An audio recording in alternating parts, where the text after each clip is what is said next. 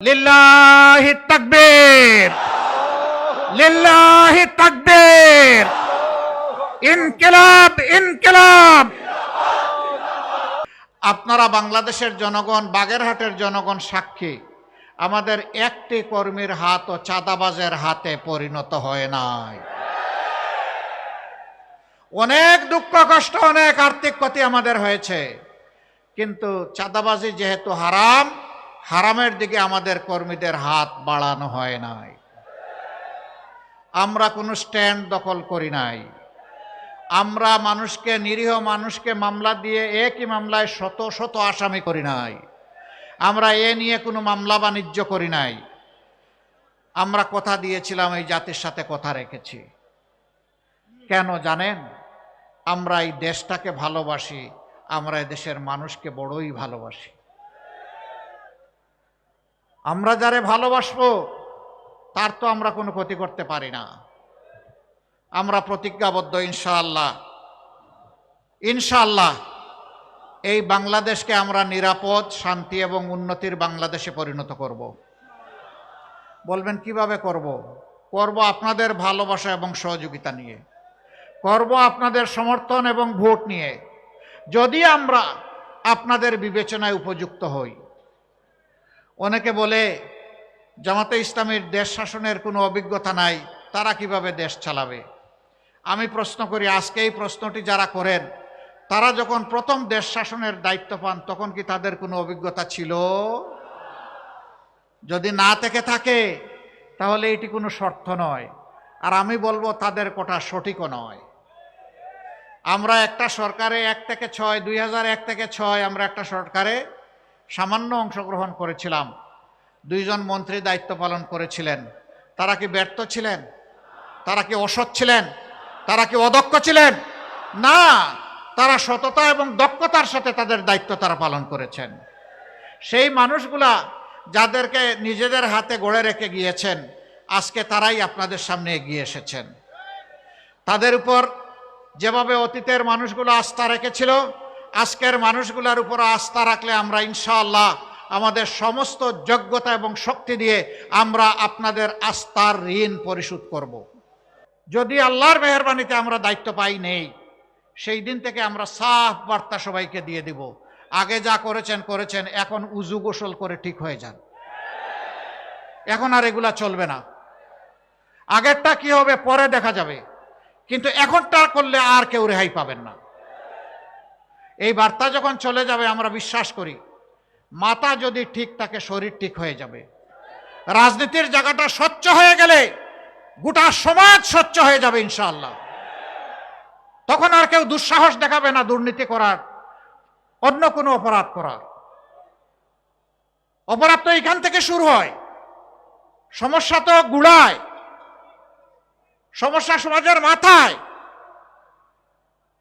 আমরা আবারও বলছি, লেজ ধরে টান দিব না, আমরা কান ধরে টান দিব ইনশাআল্লাহ। 28 অক্টোবরের সেই লগি বইটার তাণ্ডবে যে মানুষগুলাকে খুন করা হয়েছিল, এই থেকে শুরু করে পরবর্তী পর্যায়ে 2009 সাল 25 এবং 26 ফেব্রুয়ারি ঢাকার পিলখানায় যেই সমস্ত সামরিক অফিসার 57 জনকে হত্যা করা হয়েছিল, এরপরে জামাতে ইসলামীর শীর্ষস্থানীয় নেতৃবৃন্দকে যুদ্ধ অপরাধের মামলার নামে সহস্রাব্দের সবচেয়ে মিথ্যা এবং জঘন্য অপবাদ দিয়ে যারা খুন করেছিল, এই অন্যায়ের প্রতিবাদ করতে গিয়ে যারা আমাদের হাজারো কর্মীকে আমাদের বুক থেকে কেড়ে নিয়েছে, এবং পুরা 15.5 বৎসর জুড়ে এদেশের সকল রাজনৈতিক দল, আলিম উলামা, সাংবাদিক, বিভিন্ন শ্রেণী এবং পেশার মানুষ, শিশু থেকে বৃদ্ধ, মা থেকে বাবা, ঠান্ডা মাথায় যাদেরকে খুন করা হয়েছিল, আমরা তাদের ঘরে ঘরে যাওয়ার চেষ্টা করেছি। সর্বশেষ 24 জুলাইয়ে আমাদের যে যুব সমাজ বুক চিতিয়ে জাতির মুক্তির জন্য, আজাদির জন্য লড়াই করে জীবন দিয়ে গেছে, আহত পঙ্গু হয়েছে, আমরা তাদের ঘরে ঘরে জনে গনে যাওয়ার চেষ্টা করেছি।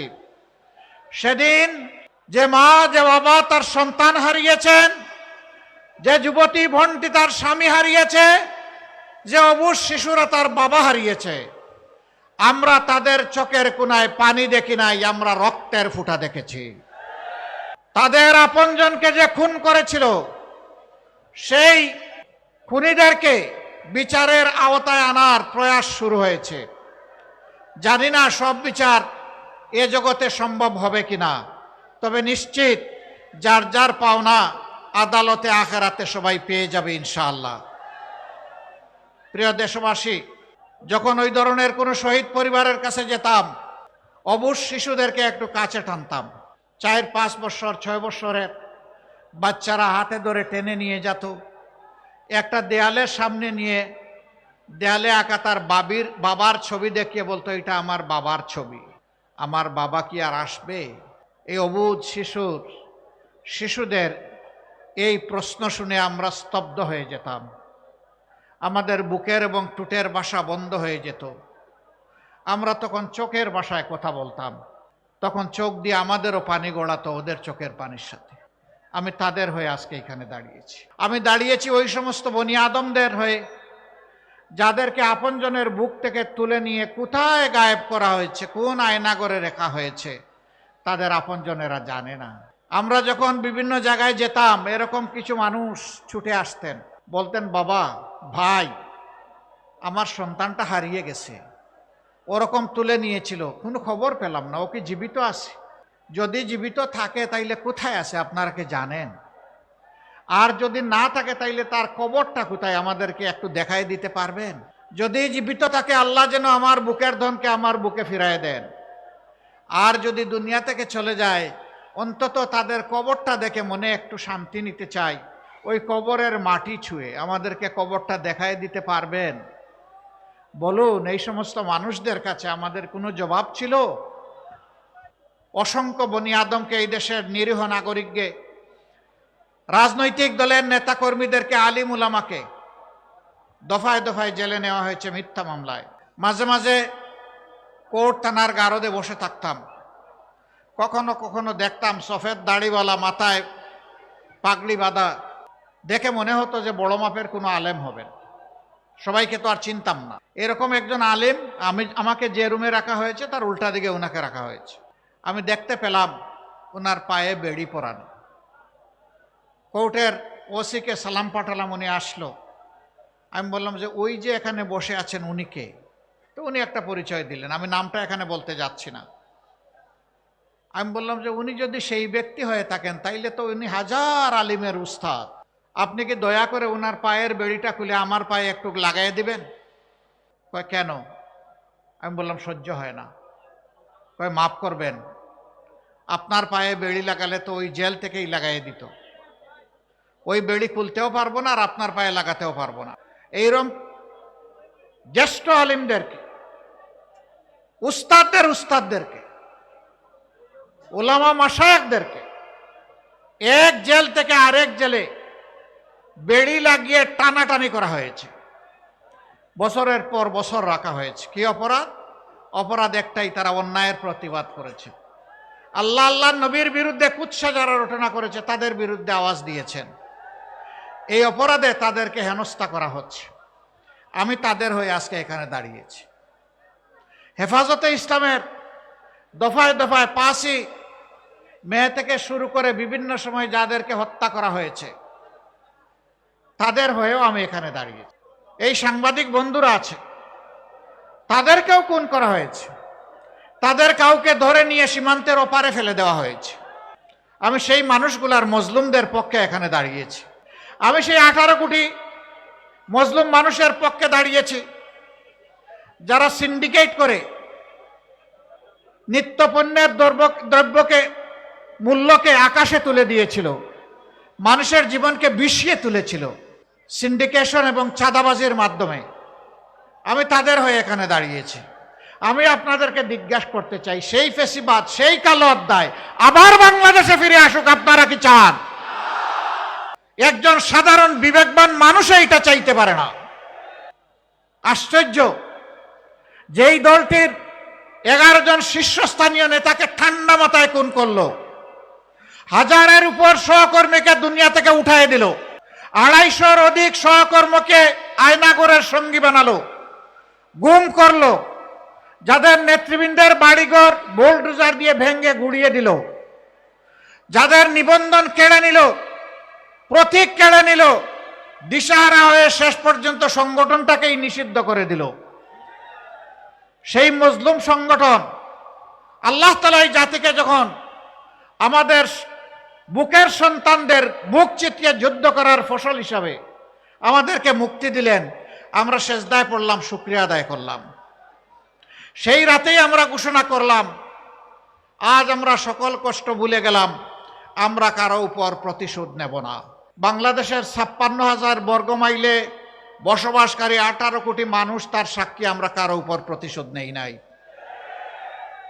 আমরা আমাদের সহকর্মীদেরকে বললাম, পুলিশ নাই, র্যাব নাই, বিজিবি নাই, আনসার নাই, এই অবস্থায় জনগণের জান, মাল এবং ইজ্জতের পাহারাদারির দায়িত্ব আমাদেরকে নিতে হবে। আমরা পাহারাদার হয়ে সমাজের জন্য ঘর থেকে বের হয়ে আমরা দাঁড়িয়ে গেলাম।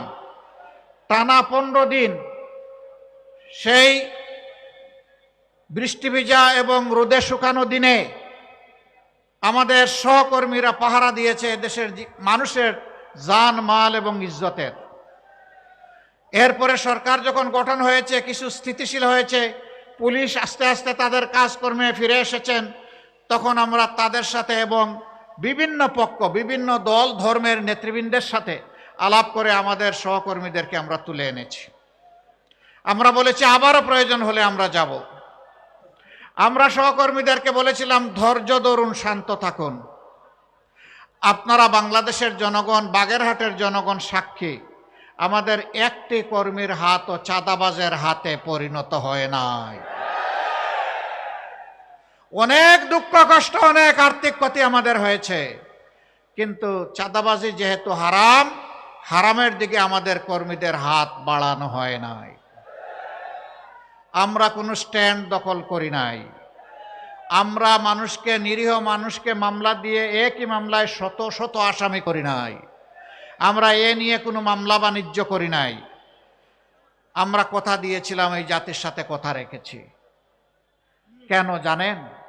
আমরা এই দেশটাকে ভালোবাসি, আমরা এই দেশের মানুষকে বড়ই ভালোবাসি। আমরা যারে ভালোবাসবো তার তো আমরা কোনো ক্ষতি করতে পারি না।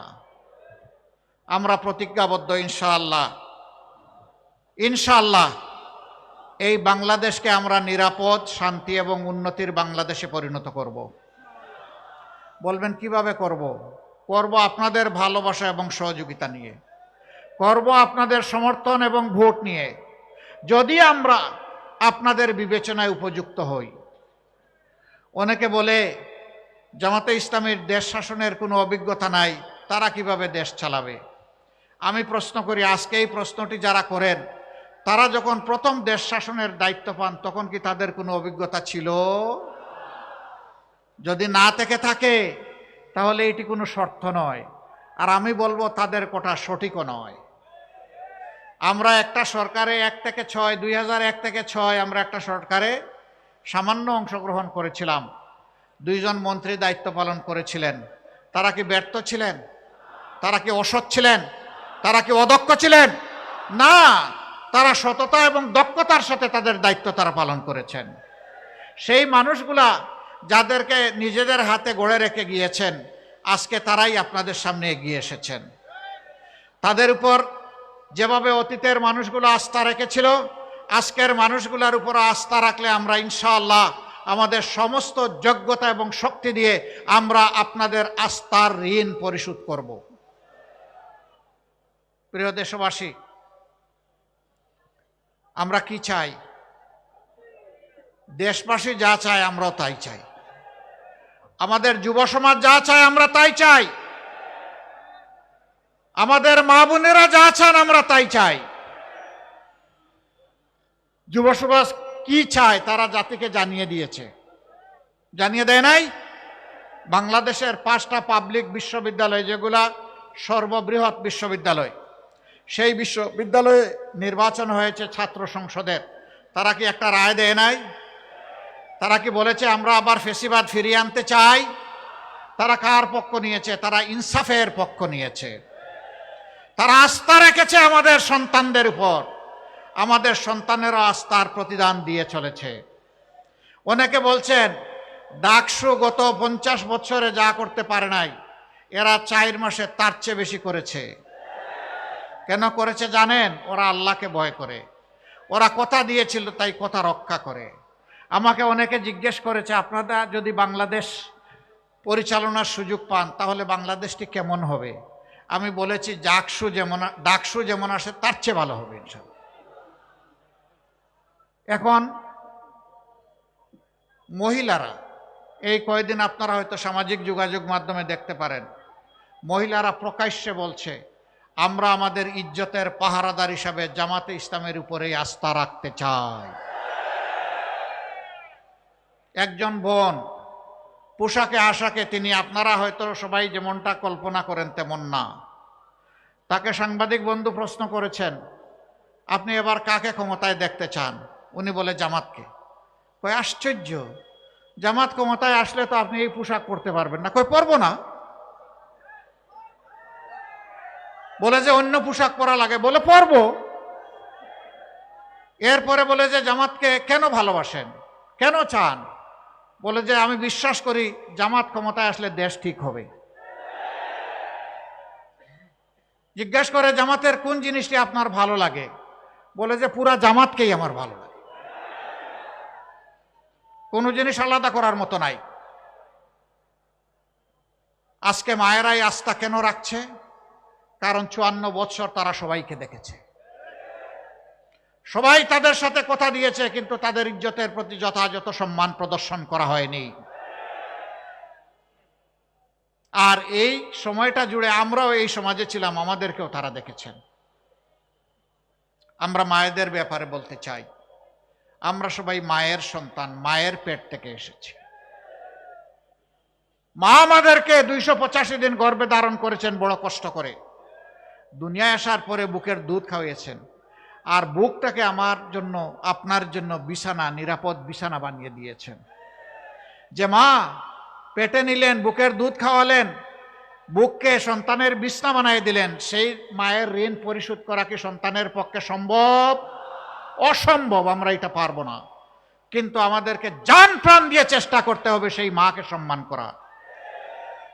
আমরা ইনশাআল্লাহ এই দেশের সেবার সুযোগ পেলে আমরা মাদেরকে মর্যাদার আসনে অধিষ্ঠিত করব।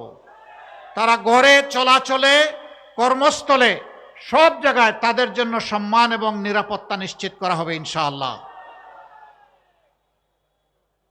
আমরা বড় ব্যথিত, বড় দুঃখিত, বড় লজ্জিত। এই নির্বাচন ফ্যাসিবাদের জাতাকলে পিষ্ট হওয়া সকল দলই আমরা অংশগ্রহণ করছি, কিন্তু 2-1টা দল ইদানিং মায়েদের, জামাতে ইসলামের প্রতি এই ভালোবাসাকে তারা সহ্য করতে পারছেন না। গণতন্ত্রের অর্থ হচ্ছে জনগণের রায়ের উপর, চিন্তার উপর, মতের উপর আপনাকে আস্থা রাখতে হবে। আপনার কথা আপনি বলবেন, আমার কথা আমি বলবো, এই সুযোগ সবাইকে দিতে হবে। আজকে দেখলাম একজন উন্মাদ হয়ে গিয়ে বলতেছে জামাতে ইসলামের নারী কর্মীরা কোনো জায়গায় আসলে ওদের পোশাক খুলে ফেলবে।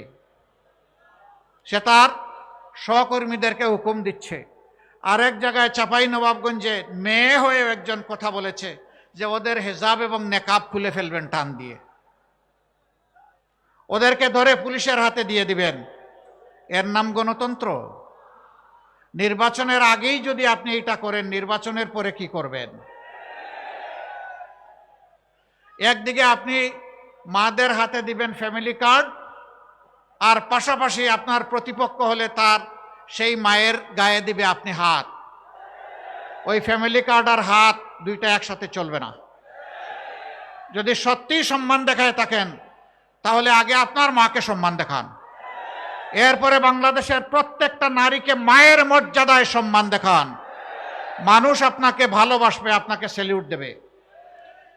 আমি বলে দিতে চাই, আমাদের জীবনের চেয়ে মায়েদের ইজ্জতের মূল্য আমাদের কাছে অনেক বেশি।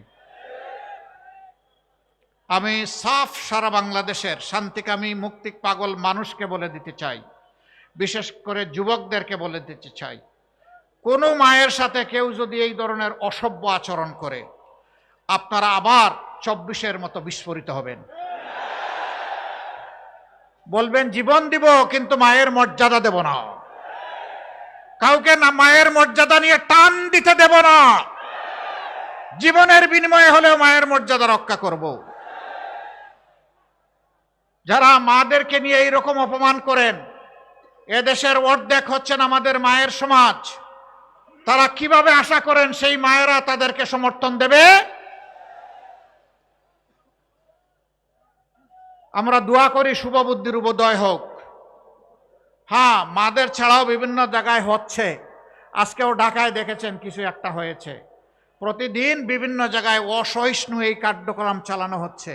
কেন রে ভাই, এখন তো মাঘ মাস, এই শীতের দিনেই যদি মাথা এত গরম হয়, চৈত্র মাসে কি হবে? আপনার আদর্শ নিয়ে আপনি মাথা ঠান্ডা রেখে যান জনগণের কাছে, সুন্দর করে বুঝায় কথা বলেন, আপনাকে আমরা ওয়েলকাম করব। কিন্তু আপনি গায়ের জোরে সেই ফেসিবাদী কায়দায় আবার নির্বাচনকে চলে বলে কৌশলে নিজের ইচ্ছা মতো প্রভাবিত করবেন। এখনকার যুব সমাজ 24-এ চিৎকার দিয়ে ঘুমাইয়া পড়ে নাই। যুবকদেরকে বলছেন তাদেরকে বেকার ভাতা দেবে, কে বলছে? তারা আপনার কাছে গিয়ে মিছিল করে, আপনাদের কাছে মিছিল করে বলছে যে আমরা বেকার ভাতা দেন। আমাদের যুবকদেরকে আমরা বেকার ভাতা দিয়ে অপমানিত করতে চাই না। আমাদের যুবক যুবতীদের প্রত্যেকের দুটি হাতকে আমরা দেশ গড়ার কারিগরের হাতে পরিণত করতে চাই এবং তাদের হাতে মর্যাদার কাজ তুলে দিতে চাই। তারা যেন বুক ফুলিয়ে বলতে পারে, এদেশ আমার দেশ, আমি বাংলাদেশ, আমি বাংলাদেশের জন্য আমার দুই হাত দিয়ে অবদান রেখে চলবো। আমি হাত বাড়িয়ে কারো কাছ থেকে বেকার ভাতা নেব না। যুবকরা মন খারাপ করেছেন? আপনারা কি বেকার ভাতা চান না কাজ চান? আলহামদুলিল্লাহ, আপনারা কাজ চান, আপনাদেরকে মোবারকবাদ।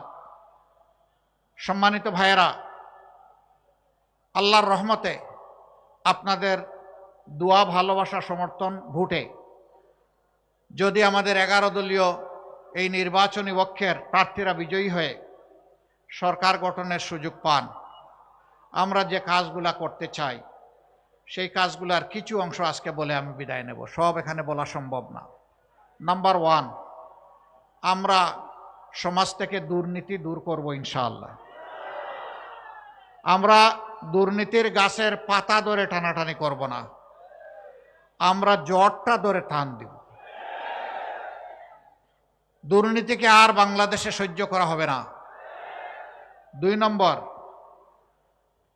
যারা অন্যের দ্বারা প্রভাবিত হয়ে মানুষের কাছ থেকে অবৈধ চাঁদা নিয়ে মানুষকে জর্জরিত করে, এমনকি বিভিন্ন জায়গায় দেখি চাঁদা না দিলে দোকান ভাঙচুর, মারধর এগুলাও করে, আমরা আর কাউকে চাঁদা নিতে দেব না।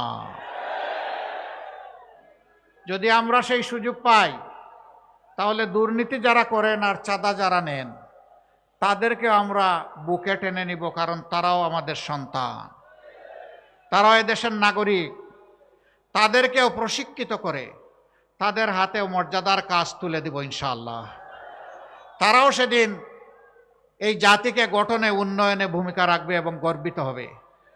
আজকে মাথা নিচু করে চলতে হয়, সেদিন তারা বুক ফুলিয়ে মাথা উঁচু করে চলবে ইনশাআল্লাহ।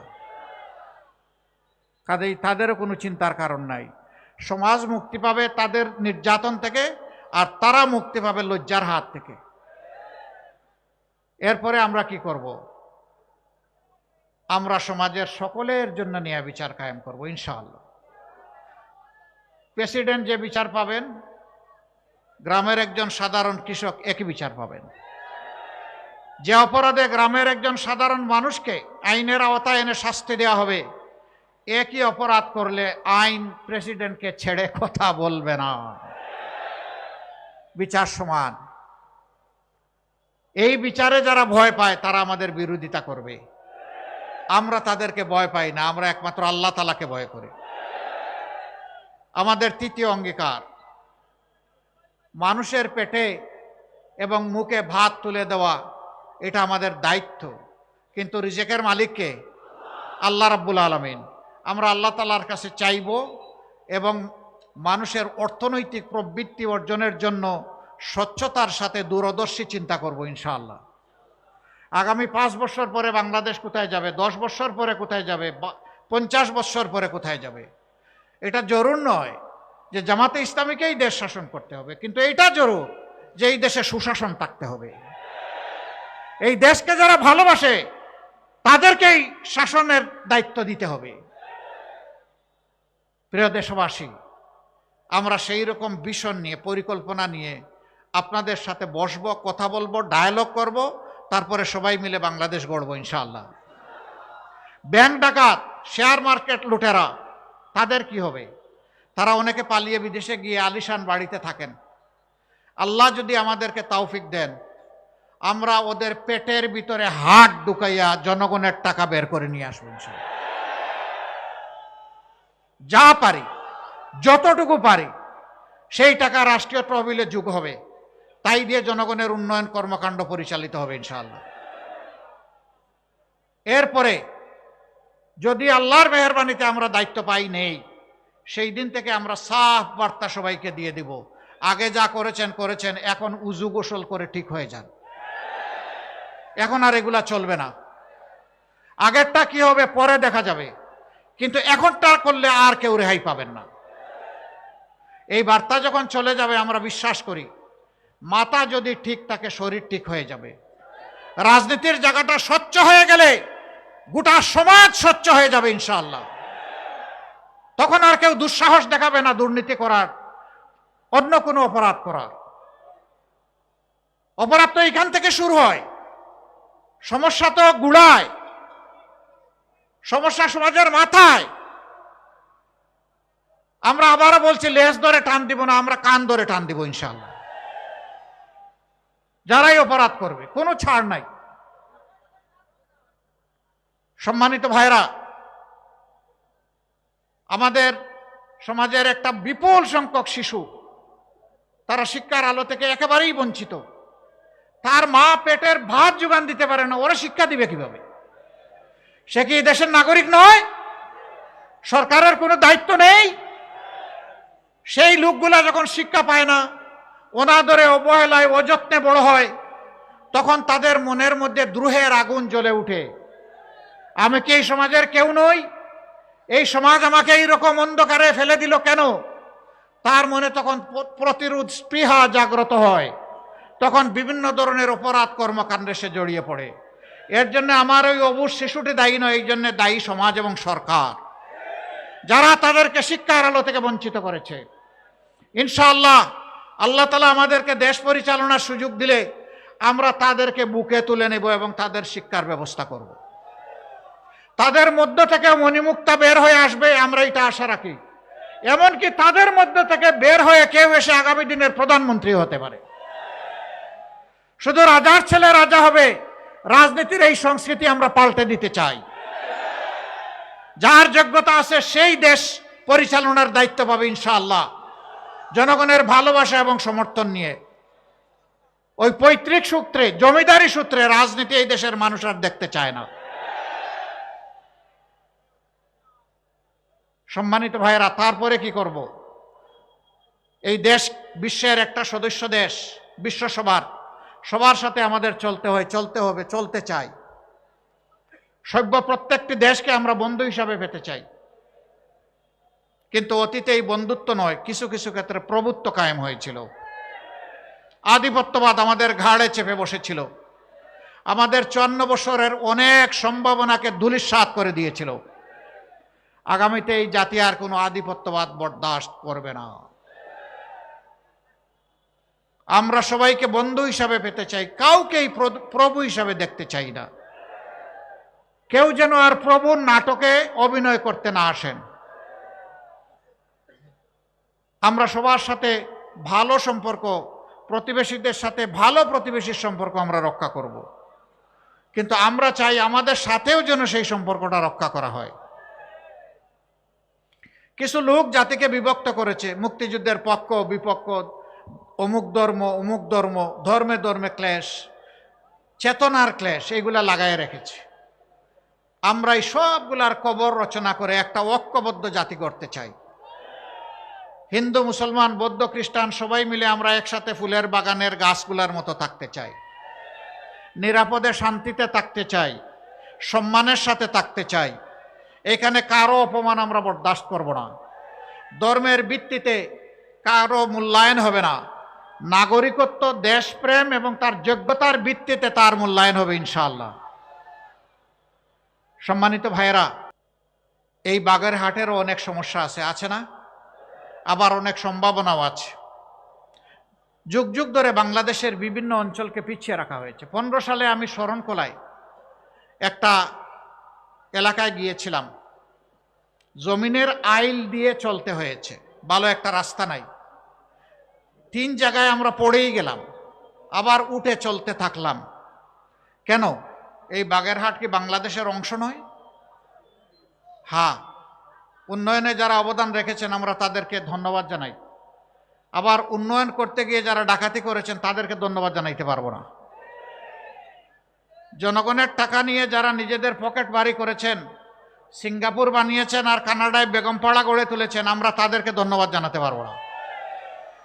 ধন্যবাদ জানাবো সততার সাথে, দক্ষতার সাথে এই জাতির খেদমত করে, বাগেরহাটবাসীর খেদমত করে যারা গিয়েছেন, অবশ্যই তাদেরকে ধন্যবাদ।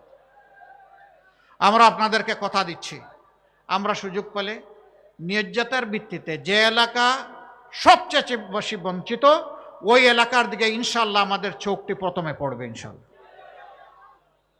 আমরা এটা দেখব না কোন মন্ত্রী মহোদয় আর প্রেসিডেন্ট সাহেবের বাড়ি কোথায়, আমরা দেখব কোন এলাকার পাওনা সরকারের কাছে সবচেয়ে বেশি, সেই ঋণ সরকারকে পরিশোধ করতে হবে ইনশাআল্লাহ। যদি শুধু সমাজে ইনসাফটা কায়েম করা যায়, দুর্নীতি সহ সব বন্ধ হয়ে যাবে। এই দেশকে, জাতিকে পাল্টানোর জন্য 5টা বছর যথেষ্ট। আপনারা কি তা বিশ্বাস করেন? ইনশাআল্লাহ আমরা গভীর আস্থা রাখি এই ব্যাপারে, এবং ইনশাআল্লাহ আল্লাহ তৌফিক দিলে আমরা পারবো ইনশাআল্লাহ। কেন পারবো? যেহেতু আমাদের নিজস্ব কোনো ধান্দাবাজি নাই। আমাদের একটাই ধান্দা, কিভাবে এই জাতির কিছু ভালো করা যায়। আপনাদের সবাইকে অনুরোধ জানাবো, 12 তারিখের 2টি বুথে আপনারা ঐতিহাসিক গুরু দায়িত্ব পালন করবেন ইনশাআল্লাহ। হা বুট মানে হচ্ছে ফেসিবাদ আর ফিরে না আসুক, এক কথা এইটাই হা বুট। হা মানে আজাদি, না মানে গুলামি। এবার আপনারা বলুন, আজাদি না গুলামি? আজাদি না গুলামি? তাহলে 12 তারিখের প্রথম ভোট হবে ইনশাআল্লাহ। শুধু আমি একা না, আমার মা বাবা, ভাই বোন, স্ত্রী পুত্র যারাই আছে ভোটার, আপনজন, প্রিয়জন, এলাকাবাসী সবাইকে নিয়ে আমরা নতুন বাংলাদেশের পক্ষে দাঁড়িয়ে যাব ইনশাআল্লাহ। মনে রাখবেন, হা জিতলে বাংলাদেশ জিতবে, আর হা হেরে গেলে বাংলাদেশ হেরে যাবে। আমরা বাংলাদেশকে হারাতে দিব না ইনশাআল্লাহ। দ্বিতীয় ভোটটি হবে ন্যায় এবং ইনসাফের পক্ষে। 11 দল যে প্রতীক নিয়ে যেখানে এসেছে, আমরা সবাই এক। এখন আমাদের পরিচয়, আমরা 11 দলীয় নির্বাচনী ঐক্য, আমরা ঐক্যবদ্ধ বাংলাদেশ। আপনারা ঐক্যবদ্ধ বাংলাদেশের পক্ষে থাকবেন? তাহলে সেদিনকার এখন যেমন গণজোয়ার চতুর্দিকে সৃষ্টি হয়েছে ন্যায়ের পক্ষে, ইনসাফের পক্ষে, সেদিন যেন ব্যালটের জোয়ার সৃষ্টি হয় ইনশাআল্লাহ। তবে আপনাদেরকে একটু সাবধান করে যাব, কেউ যদি আকাশ থেকে কালো চিলের রং ধারণ করে কারো ভোট ছু মেরে নিয়ে যেতে চায়, ওর ডানা সহ খুলে ফেলবেন।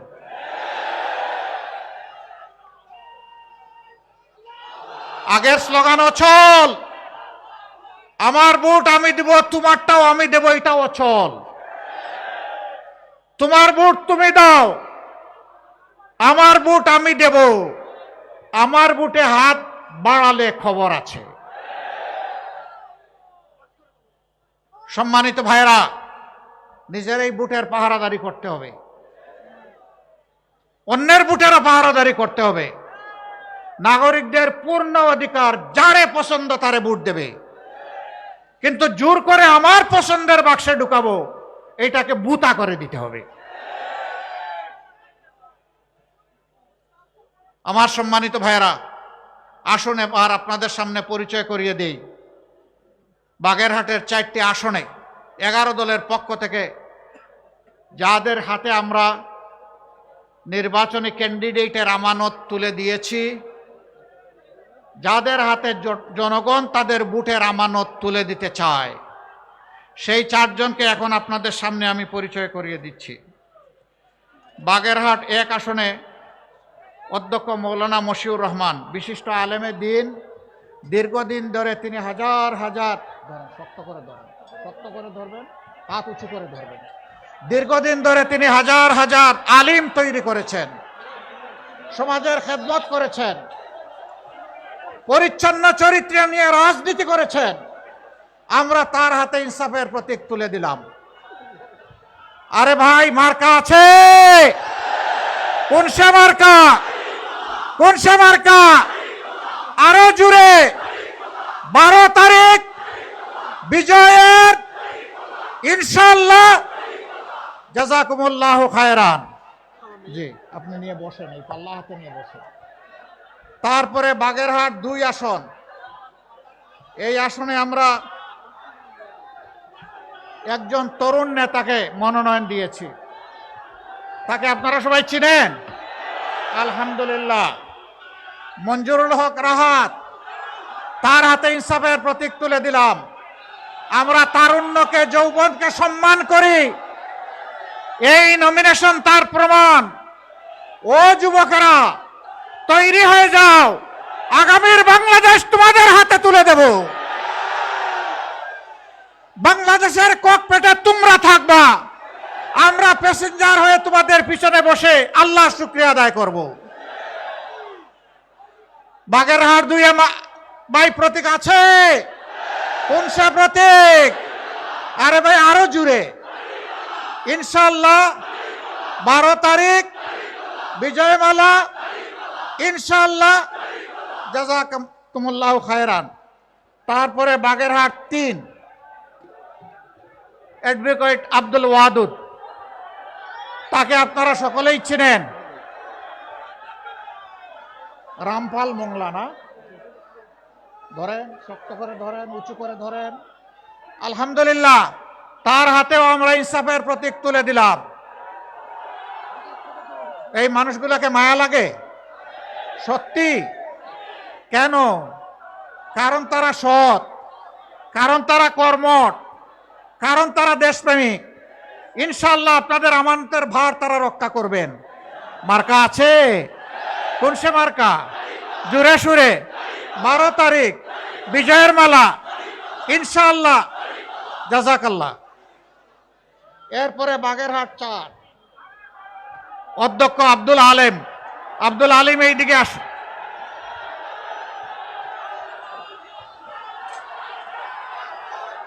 ধরেন, শক্ত করে, উঁচু করে। আমরা তার হাতেও ইনসাফের প্রতীক দাড়িপাল্লা তুলে দিলাম।